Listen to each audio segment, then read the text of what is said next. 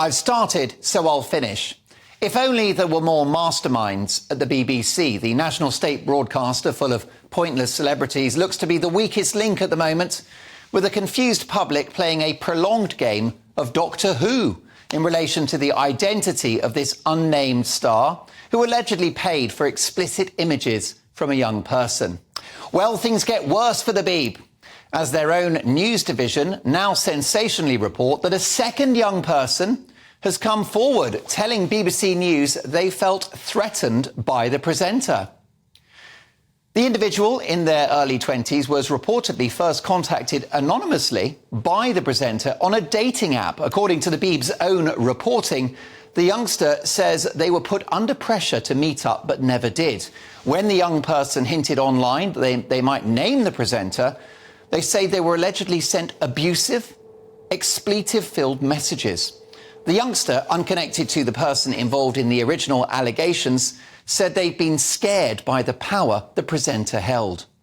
They said the threats made in the messages, and which have been seen and verified by BBC News, had frightened them, and they remain scared. And breaking tonight, The Sun report that a third individual, aged 23, claims that the unnamed presenter broke lockdown rules for one encounter in February 2021. That is a third alleged person involved. Now, the Beeb look to have been asleep at the wheel in the handling of the previous allegations, having sat on their hands for 7 long weeks before even raising the issue with the presenter accused. This will add further to a nightmare that threatens to worsen the BBC's already battered reputation in the eyes of the public. From day one, on the 18th of May, what these parents had to say ought to have put the BBC on high alert, with the Prime Minister Rishi Sunak, no less, this morning quite rightly saying these are serious and concerning allegations. We have an existing set of laws that govern free speech and privacy. I think it's important that the BBC conducts this investigation quickly and rigorously, given the concerning and serious nature of the allegations. This is starting to look like a comedy of errors from a broadcaster that brought us The Office, Faulty Towers and Only Fools and Horses. Well, they're making fools of us now, as they continue to treat us like children, withholding the identity of a man whose wages you and I pay. Whether a criminal offence has been committed is frankly neither here nor there. A picture is emerging of a major BBC talent, we're told a household name, who was so arrogant, so reckless and felt so untouchable that he allegedly handed over thousands of pounds and asked for pornographic images from a potentially vulnerable youngster. We're supposed to look up to these people, folks, the media elite, fat cat state-subsidised stars on wildly inflated salaries, treated like mini emperors, all at your expense. In what will add insult to injury, the former editor of the Sun newspaper, Kelvin Mackenzie, told me on this show last night that although he thinks this individual will never reappear on our television screens, he may get a healthy severance package. Yes, you guessed it, paid for by you and me. Of course, the Beeb would already love to close the chapter on this horror story, but there are now more questions than answers.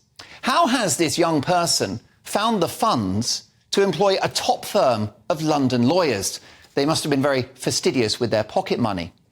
And whilst lawyers for the youngsters say the story is utter rubbish, what about the parents, who we're told have received no money for going to the Sun?